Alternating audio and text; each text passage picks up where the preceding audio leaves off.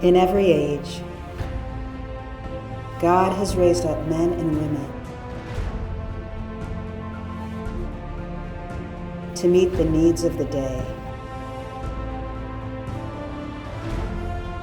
Now is that time.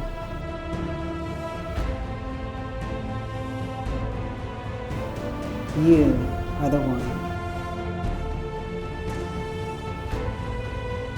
Now is the time for saints.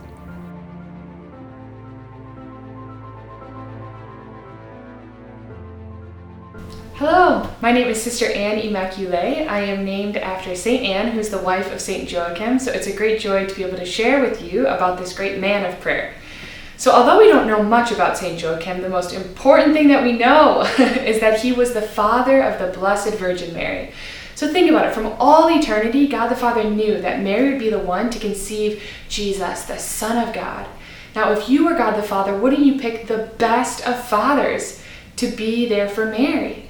You know, when I pray about Saint Joachim, that's like the one thing that comes to me, fatherhood. Now, what was this man like? Well, I really think he was a man of contemplation. That means anywhere he went, he saw God. Whether it was the blade of grass or a passing cloud or the wind across his face, he knew that God was present to him. He trusted him with a childlike heart. And you know, Saint Joachim was married to Saint Anne, who had a really great cross of infertility, one that she never would have chosen. But this cross would have strengthened their intimacy. It would have deepened their faith, and it would have purified them in suffering. So if you just imagine with me, you know, Joachim kneeling before his wife Saint Anne as tears run down her face. He brushes the tears off of her skin. He puts her hair behind her ears, and he says, "My love, this isn't my shame or your shame to carry. This is God's will, and we can trust him. We are in the hands of God." You know, Saint Joachim never lost hope. And this is what made his fatherhood fruitful. You know, he was a faithful spouse. And it was this that made his fatherhood fruitful. You know, St. Joachim and St. Anne, because they didn't have a child for many years, you can imagine that they would have had a bit more time to be present to those in their village, in their town. They would have had a chaste and expansive love. So whether it was helping those in need or, you know, making clothes for those who didn't have them, whatever it looked like, Joachim's love was present. He would have known, filled with joy himself, how to make a child smile.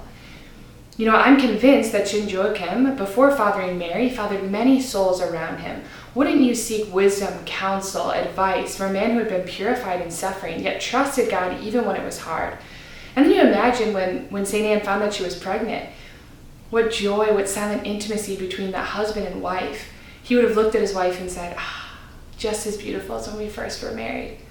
And you can imagine how many times Joachim must have held Mary within his arms, gazing into her eyes, thinking, good God, how could I be the father of such an amazing daughter? You know, fatherhood of St. Joseph was secure and strong, and we can trust in him. So I just encourage you this day, lean into his fatherhood and ask him, be a father to me, as you were to the Blessed Mother, and as you are a husband to the most holy and chaste spouse, St. Anne.